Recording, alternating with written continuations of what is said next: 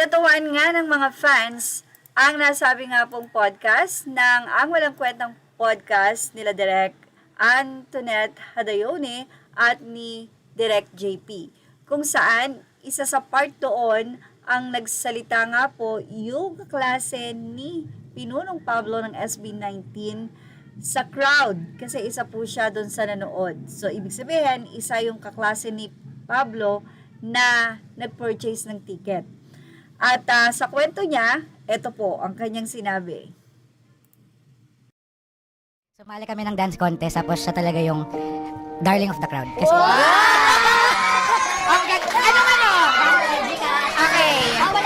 Ano bang ano? Mamaya nga din. Sobrang nakakaaliw naman ang naging komento dito ng mga fans. Ayon sa kanila, nalamog si Josh.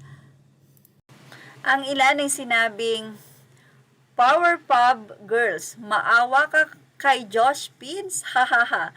Si Stephen ba itong nagsalita? Kasi kung high school days ito, oo, talaga sikat name niya sa school as Dance Riz. Si naman ang isa, Christina Canuto, schoolmate pala kayo. Sumayaw pala siya sa school tapos lagi niyang sinasabi sa interview di daw talaga siya marunong sumayaw.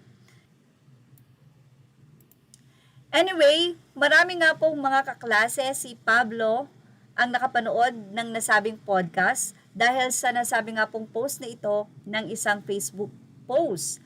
Dahil dito, isang Christina Canuto na schoolmate din ni Pablo ang nagkwento kung ano ba talaga ang nasabi nga pong contest noon dahil sa school lagi daw may mga paganitong contest. So, kwento ni Christina Canuto, marvelous opo, siya po ay kaklase din ni Pablo. Sa school kasi may yearly contest ng iba-ibang category like singing, dancing, comical, song interpretation, etc. called pagalingan.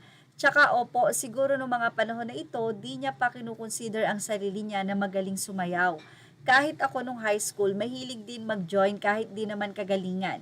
Napupush lang kasi yung friends ko kasali tsaka masaya yung practice days. So ayun, napapansin na talaga siya sa school kasi ang cute niya. Medyo maliit kasi siya dati pero ngayon ang tangkad na niya. Tsaka yun nga, iba ang karisma niya pag nagpe-perform. Baka si Jam Polo yarn. Sabi naman ni Marvin Lu, Christina Canuto, hahaha, cute, humble, genius Pablo. Ang galing niyang mag-compose, swerte niyo naman nakasama niyo siya. Ang isang superstar, baka in time maging ala Michael Jackson ang level ng kasikatan. So yan po, mga kaklase po ni John Pablo Nase na nga po, nung high school, ang nagpapatunay na very humble siya at not considering na siya ay magaling sa ganito, magaling sa kanyan, or although lagi siyang exposed sa sumasali sa mga ganito. Pero si Pablo, lagi niyang hindi kinukonsider yung sarili niyang ganun. Pero totoo yung sinabi na darling of the crowd nga daw dahil super cute at iba nga daw ang karisma ng isang Pablo Nase na which is ngayon nakikita naman. Ayan, nabugbog tuloy si Josh. Sa sobrang kulit ni Pablo, lahat ng kanyang kakatabi kung hindi palo kay Stel ay hatak ng jacket kay Josh.